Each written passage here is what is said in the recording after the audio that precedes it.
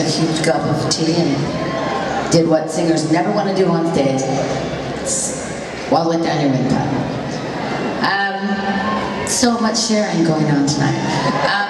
This song has a little introduction because it's written a little bit about the beginning of us.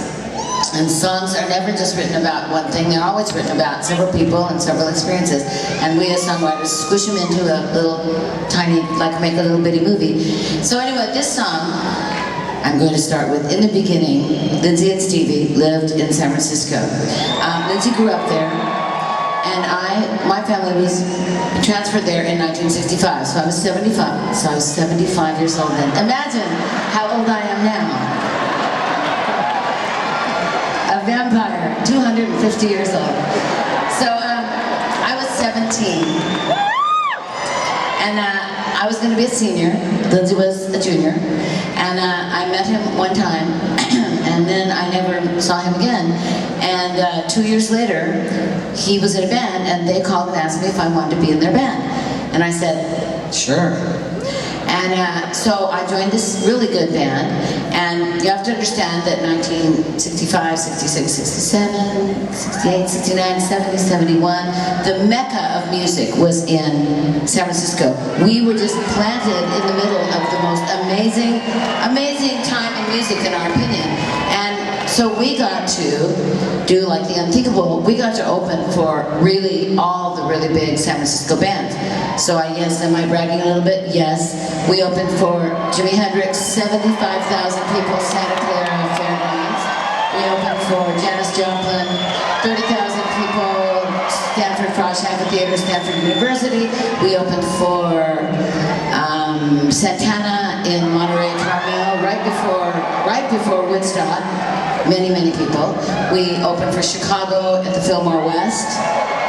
Big album, that like Color My World album, right? So it was huge. And we played the Winterland Ballroom, the Avalon Ballroom, and we were even stuck in Lodi with Creedence Clearwater. Yes, we were. In Lodi. So, you know, it was like so amazing, and we knew it was amazing, but I don't think we really knew how amazing it really was at that point. Anyway, we were making pretty good money. I was going to college at the same time. My parents were completely supporting me, and I can't figure out why my mom didn't make me put this money in that savings account, but she didn't. So I had heard this rumor that there was this store in downtown San Francisco called the Velvet Underground. And this is where all the famous rock and roll women bought their clothes. So I saved my money for many months, and I buzzed up there in my Corvair Spider Monza, candy apple red, convertible, black top, 5-speed. Up I went. I walk into this store. It's not big, it's tiny. And I think, there's nothing in here I can afford. Not one thing. I'm standing on this beautiful little hand-painted floor that I've never seen anything like it since. And I'm going, I can't afford to get anything here, but you know what? I am standing where Janis Joplin stands. I'm standing where Grace Slick stands. So, I had what I like to call seizure premonition. And I saw it coming. I knew that someday I was going to be able to walk into this store and buy anything I wanted. And that I was going to never look at a price tag again. I swear to God. I thought, never again.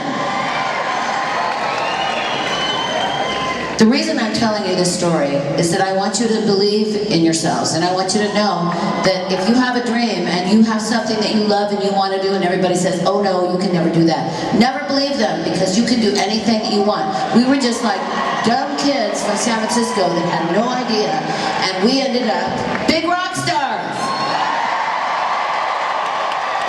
So you too can do that, and don't ever let anybody stop you from that. So I'm back to the Velvet Underground, back to the floor that I loved, to a room with some lace and paper flowers, back to the gypsy that I was.